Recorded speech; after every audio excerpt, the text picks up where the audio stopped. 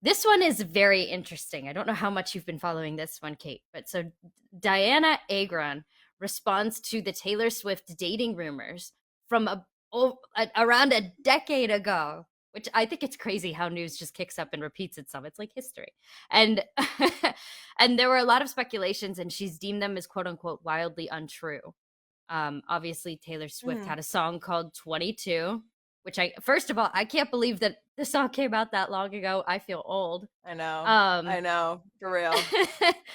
so what do you think about these dating rumors and the fact, did they ever date? Did I honestly, like, I was a Taylor Swift fan. Like, I've always kept up to date. Always my friends were into her music a lot. So I feel like I would have even caught on to this, but I didn't even know that this was something that Oh was my going on. God. What are your thoughts? I Hannah. had no clue. Hannah. I had no clue. Hannah. The Gaylor conspiracy theories are like there are websites devoted to the speculation, like Oh my for real. And it's goodness. not just with Diana; it's with Carly Kloss. That's a big Okay. one, huge. I recommend you go look it up. It's like I crazy. will. Oh my It's goodness. crazy. Um, I've heard a lot about this because a lot of my friends are big Swifties, especially Mhm. Gaylor truthers, as they call themselves. Um, a lot of people have speculation that she is bisexual, and she's obviously never come out and said anything like it. But there have been moments in her music that have been like, oh, like, okay, like Enter. that's a little gay, but love that for you, like Yeah. please. So I mean, specifically Diana, what's so interesting to me about this whole thing is there's a song, I could go on for hours about this, like for real. There's a song Go called for it. Wonderland on 1989. It's one of her deluxe songs. And Alice in Wonder, it's based off of Alice in Wonderland, I think is the visual. And Okay. Diana Agron has a Alice in Wonderland tattoo, and she has in the song she talks about green eyes, which Diana has. Like, she kind of makes lots of references to Diana. And because everyone, when the song came out, was like, is this about Harry Styles? Like, but Harry doesn't have green Oh. eyes, I don't think. So everyone was like, because 1989 is famously the Harry Styles album, so Mhm. everyone was like, I don't really know. And the Alice in Wonderland tattoo is, like, I guess the most strong piece of evidence that this couple existed, because she released the song Wonderland and Diana Agron got her tattoo removed, like, in the same era, because I think Oh they ended things. no. And I mean, yeah, so I don't know what is going on here. Also, like, in the article, she doesn't like outright deny it. She doesn't. She She like talks doesn't. around it. She goes exactly like this. I've She noticed that goes in a because circle. I've been trying to like do a crash course on educating myself on all of this just to keep up, because, well, because the history is so many years deep at this point. But I Mhm, noticed that with her mhm. answer, I was like, she's not confirming or denying, she's just doing No. media I mean, she training said is what something like, she's "Oh, doing. I wish." She was like, "Oh, I Yeah, wish." Like, it's like, I why don't know. you just say I was like, no? Okay. Like, I think they were definitely at least romantically linked a little bit. I don't know if they were like mhm. exclusive or if they were like,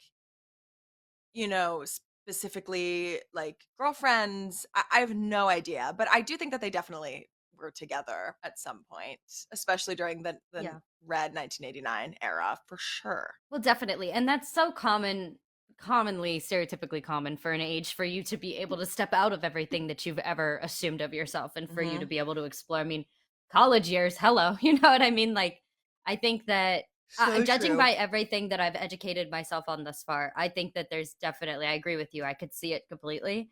And then she Hmm. also thanked her in one of her award speeches as well, I believe. Didn't she gave a shout out to her as well, I amongst think some she other did. I mean, friends.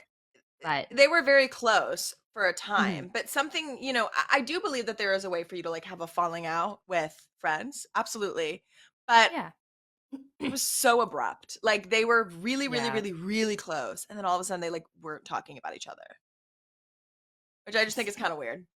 Like, I'm like, Yeah. that's kind No, of I weird. agree. Versus like Taylor and Selena, who have been friends for years and years and years, even if they're not like with each other all the time, they still, seen together, Supporting each mentioning each other. other, supporting each other. Like, Yeah. that's something that's so easy to do. And I mean, obviously both of these women are super busy in their careers, but like, I just think it's kind of weird.